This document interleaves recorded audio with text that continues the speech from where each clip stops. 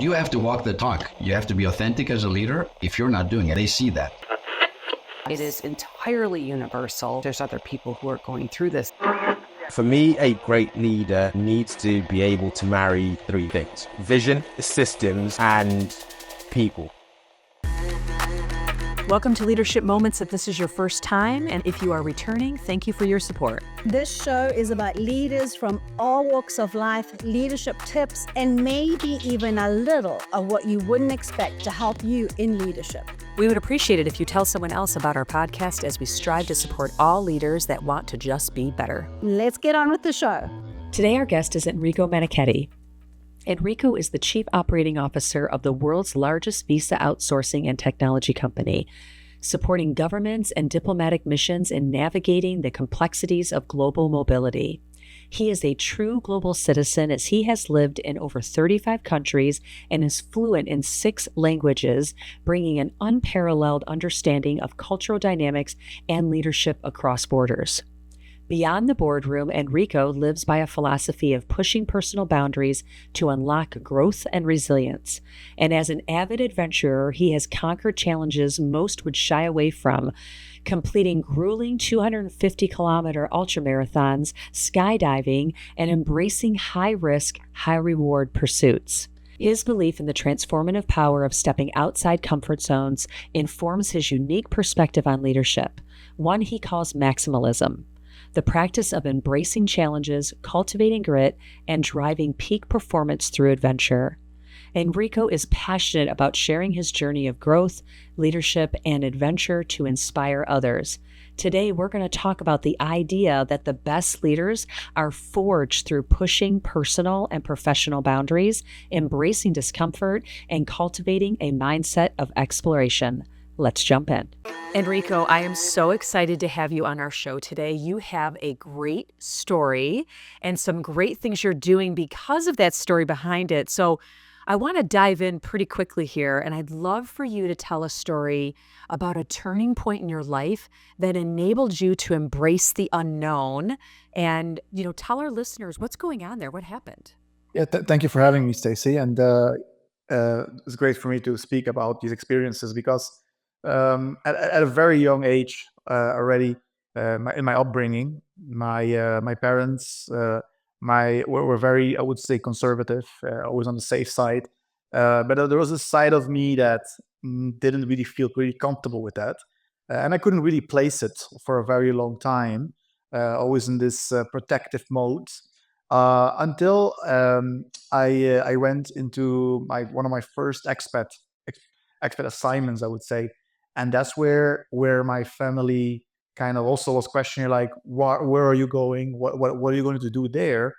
But that allowed me to really embrace a little bit that unknown, going into a place that you don't know, people you don't know, creating new friends, creating sometimes even a new family. And with that, slowly it moved into an aspect of the sports that also became a little bit like, I didn't like running at the time at all. I said, like, people that run, there's no real reason of running, do another sport. But the passion of a National Geographic T-shirt that you would get at a race of 1K only, I said, you know what, I can do 1K. But that T-shirt wasn't available anymore because there were no more slots. So I ended up going up to 10K. And to be honest, when I confirmed that 10K, I was a little bit, there was a fear in me. It was a fear.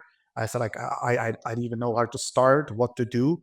But at the same time, also something told me, like, I will get there. I will find a way.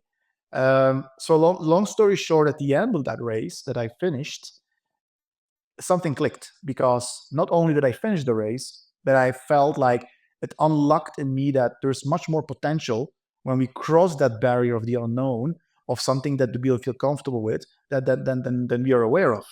And from there, I think that was a catalyst to really go into taking more risks in life than we sometimes we sometimes look more for a safer side. Yeah, I love that. And so let's talk about, so growing up in a conservative family, and then first of all, going to become an expat, that's a huge step. I happen to have a daughter that's an expat, and I give her a ton of credit because I couldn't have moved at 24 like she did across the world. And, it's amazing to do that. So that in itself, I just want to pause and say, wow. And especially coming from an Italian family then as well, right? Italian moms, they want you to live with them until you're 65 years old. They don't want you to go out. Yeah, that had to be so tough, right? For your parents to accept that and you moving away. I can't even imagine what that would have been like. Yeah, it was very tough for them. It took a long time for them to get over it. At some point, they even started doubting themselves if they did something wrong, it was something related to them. So you had to create that confidence.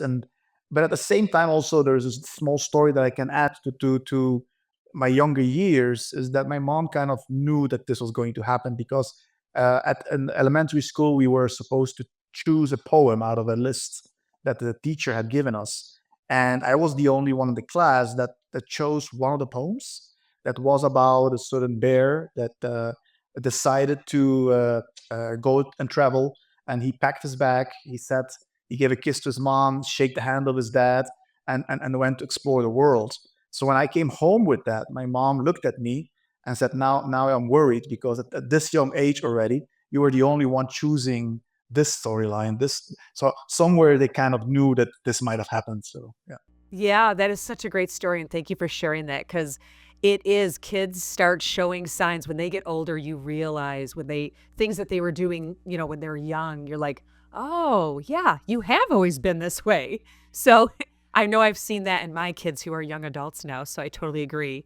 And I know you are a new father. So congratulations on that. And so you're going to start seeing that too. Thank you. Yes, exactly. We see All right, changes every day. Yeah, absolutely. Okay, so let's jump to the 10K. I want to make sure that our listeners heard that right. I think what I heard was you decided to do a 10K for a T-shirt. Correct. It was a cool National Geographic T-shirt. So I still have it. That's my kind of memory to unlocking this unknown for me because literally doing running was out of the question, and suddenly I ended up from going from the 10K, getting into an Ironmans, getting into ultra marathons of multiple days. One of the recent ones is a 250K in Iceland of multiple days.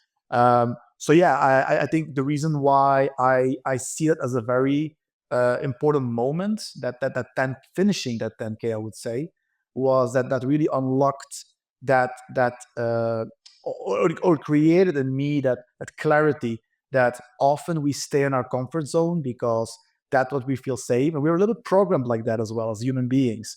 Comfort, routines, it makes us feel good, but I feel that's also limiting ourselves to really explore our real being, and that goes back to what I then created a connection with my more professional life that most people aren't very well aware of because it's more exciting to talk about the adventures and the extreme sports, but also being a global leader, having managed teams across the globe, uh, currently being the leader of Latin America and the Caribbean for the company that I work for, covering 35 countries.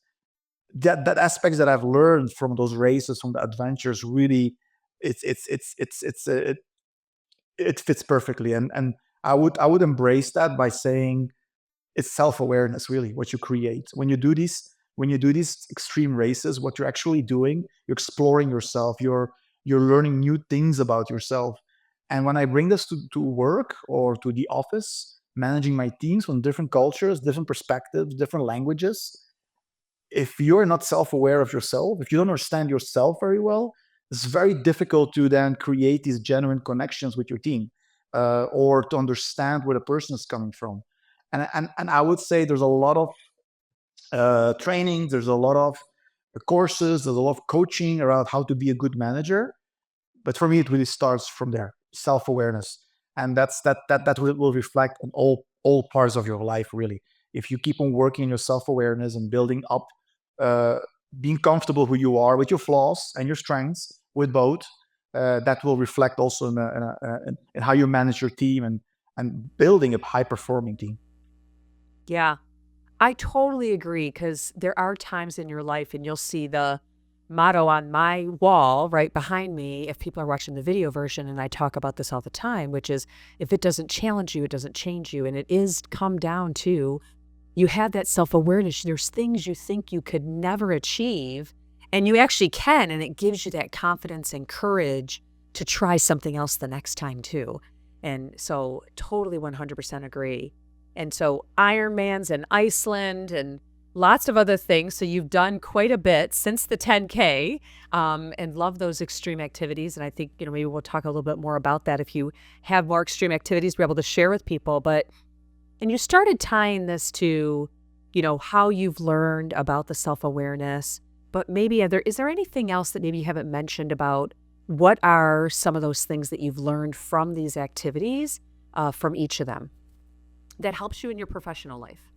Yeah, so always starting from the self-awareness, I would say what that created is that comfort to understand what's happening around you. Right? Self-awareness means we're aware of yourself, surroundings, and the different circles around you. Let's say that brings you to connecting and interacting with people, and I think that starting from that point, really, I would say people are all different, cultures are all different.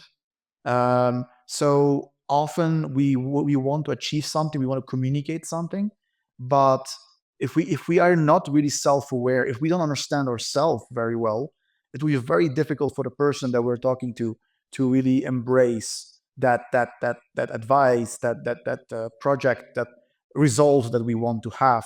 And linking it back to my sports, um, leadership for me, like an ultra marathon, like an Ironman, it's an endurance sport. An endurance sport is a very long haul. You don't go out in the morning and do a 5K, but you have to prepare for it. You have to train for it. You have to enjoy the journey you take to get to that starting point, and it's not just the race itself.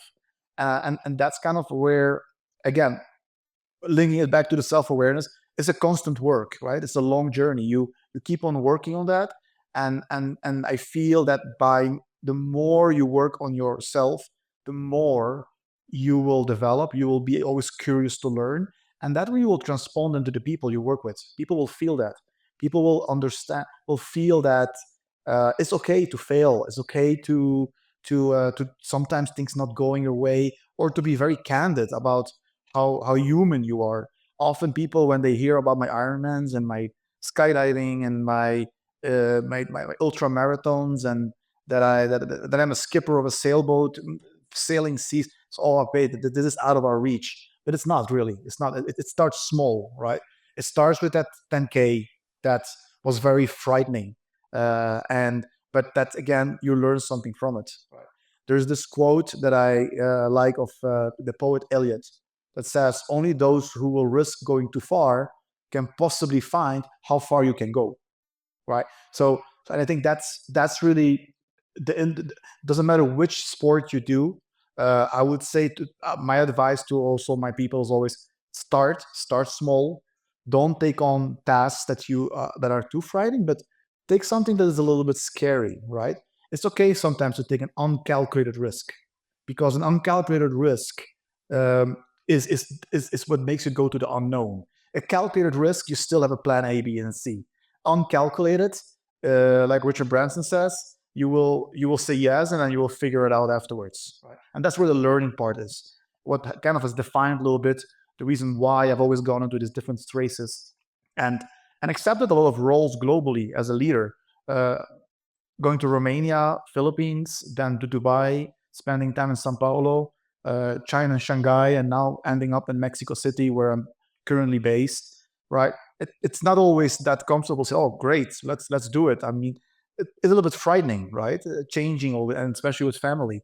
But yeah, encouraging people to really embrace that unknown, I would say. Yeah. Yeah.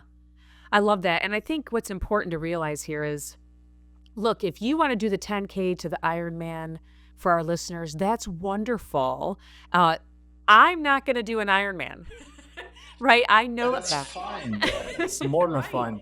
But there's still ways that I can push myself to gain that self-awareness. And I like how you say The uncalculated risk is really the one that challenges you because you don't have that almost safeguard of the plan A, B, and C, which I am a planner through and through.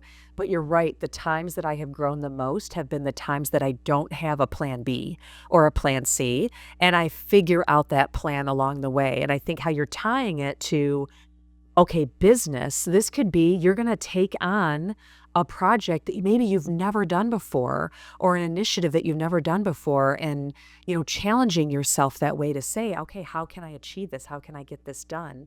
So it could even be just gardening, right? Maybe you are a brown thumb rather than a green thumb, and you're going to try to grow. Exactly. Yeah. And it gets really scary because there's been projects that I have accepted where literally at work where massive, very big projects, and I saw the potential for the company in that project. I felt deep inside of me that we have to do this. This is a good future. But at the same time, people surrounding me very afraid, like, what are we getting ourselves into? Going through the process, then it was also a challenge, a lot of issues, a lot of challenges. But that's where a little bit the fun needs to be seen as well, right? The growth, as you mentioned, Stacy.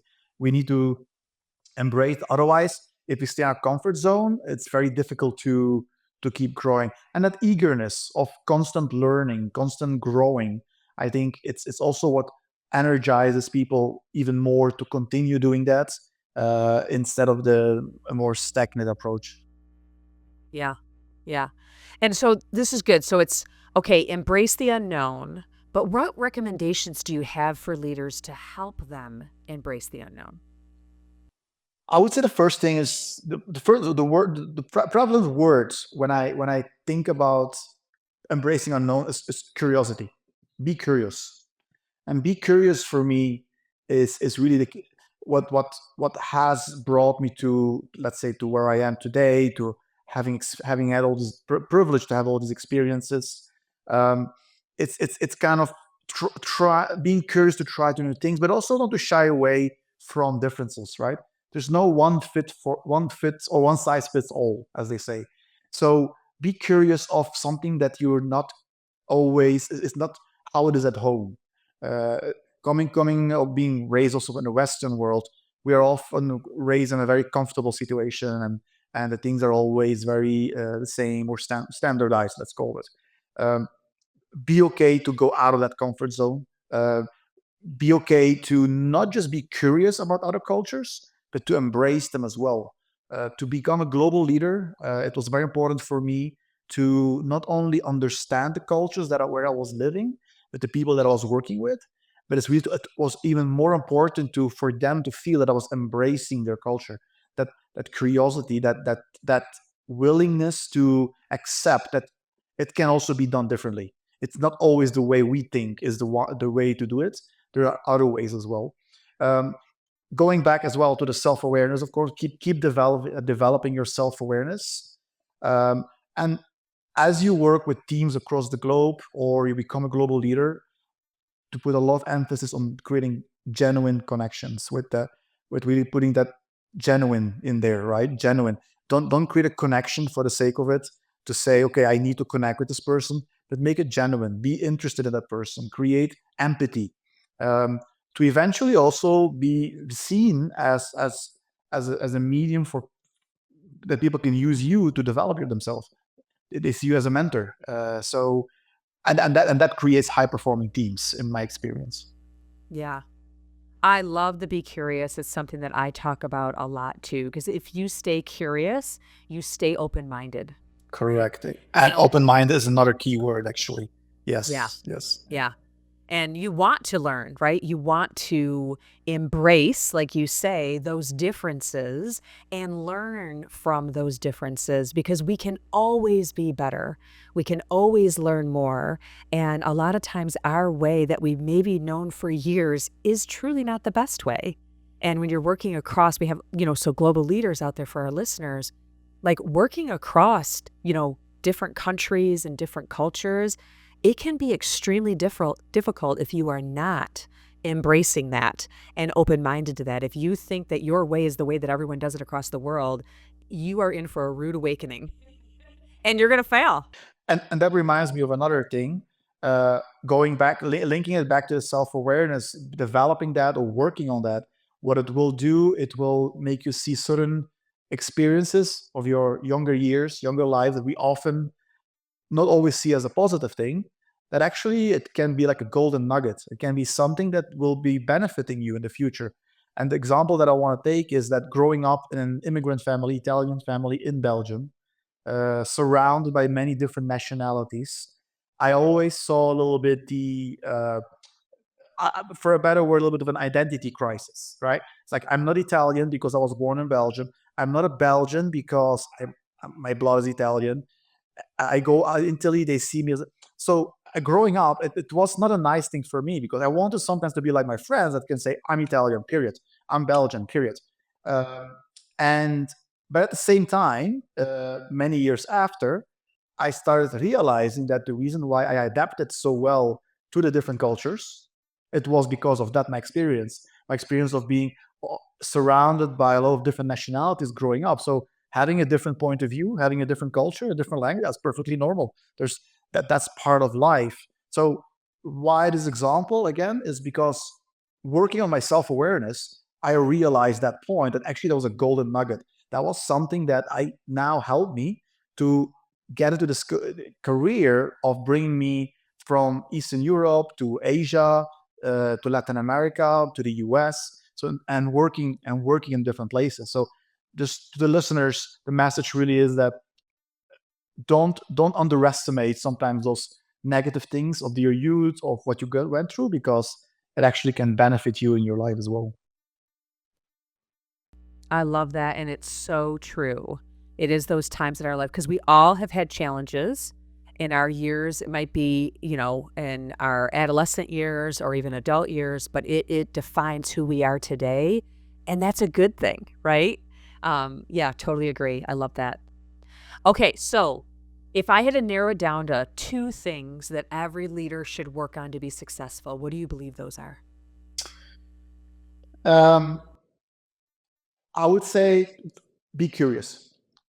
As a leader, be curious. If it's now talking to your team, to your people, if it's now taking on new challenges, new opportunities, your organization asks you to be sent to a place that maybe is not the greatest location to be an expat, um, accept the challenge. That would be, and again, in the context of curiosity, because you never know what that will bring you. That's one. The second one, and I'm going to add a third one if I can, Stacy. The second one is again back to the self-awareness. Do not underestimate that the more you work on yourself. And when I say self-awareness, is a lot of different things, right? It can be starting with a routine in the morning of journaling and doing some meditation. It can go all the way to taking on some more professional coachings from people that will help you and guide you into some of those aspects of your life that you weren't aware of.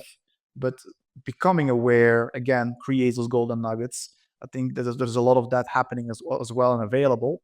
Um, and the last thing, to the leaders, I would say create a strong culture of your team. And it's not a cliche just to say that, because I would add to that, create a strong culture based on your principles of success. If people become leaders, means that there's something that they were very good at and successful. For example, in my personal case, I always try to create a culture of getting things done based on art of execution. Right? There's even a book that I always give to my managers from Larry Bossidy that talks about how important it is. So at the end of the day, we can talk about a lot of things, but get things done. So that my advice: try to really create a strong culture in your team that you can drive yourself. It doesn't have to be always the organization, because it's based on your principles of success. Love it. Love it. I agree with all those. I think they're wonderful. And you're absolutely right. It's, maintaining yourself first is so important. There's so many studies out there on how much it actually helps you perform in your career. So I really love that. We talked a lot about the other 2 already. So absolutely love it. All right, there's that sound. It's time for the fun questions. Are you ready for the fun questions? Let's see. All right. Well, okay, since you've done the 10K and the Ironmans and everything, I have to ask, because I'm curious what you would consider unusual. So, what is the most unusual hobby you've ever tried or would like to try? There have been many that I tried, but I would say the one that sticks out that people would maybe do once, but don't really see it as a weekend activity would be skydiving. When I was living in Dubai, I got my certificate for as a skydiver, and that was my weekends. I would go there and jump out of planes. So I would say that was very unusual. And but again, it fits back into the my personality, I guess. Yeah, yeah. All right, well, we got to throw in there. What's a couple other things you've done just so people can get a flavor of all the unusual activities you've done? Why don't you throw in just a couple more?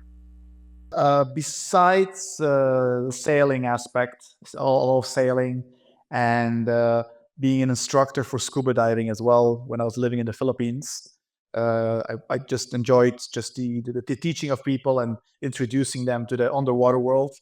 I would say the progression of my races, doing an Ironman was again a 3.8 kilometer swim, 180 kilometers bike, and then a full marathon of 42 kilometers at the end.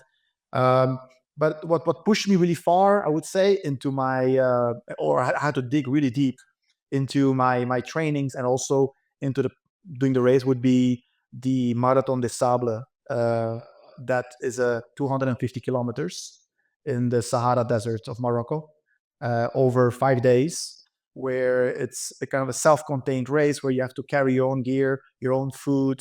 So you're a little bit. The organization helps you with some tents, but you're mostly by yourself to really complete the whole race. So yeah, and then there's a couple more.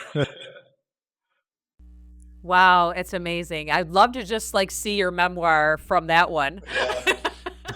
With having the 5 days, it's got to be amazing for sure. Without showering, with no showers. Think, yeah, with no shower. Right, right. All right. So the next question is, what is your favorite sound? First thing comes to my mind is as I became a father very recently, my little baby boy, is 7 weeks old today. And it's the sound of his crying. I would say that's my favorite sound right now, and it's my new adventure. This little baby boy. I love that. And congratulations on being a new father. What I love about that is most parents are like, I don't want to hear the crying.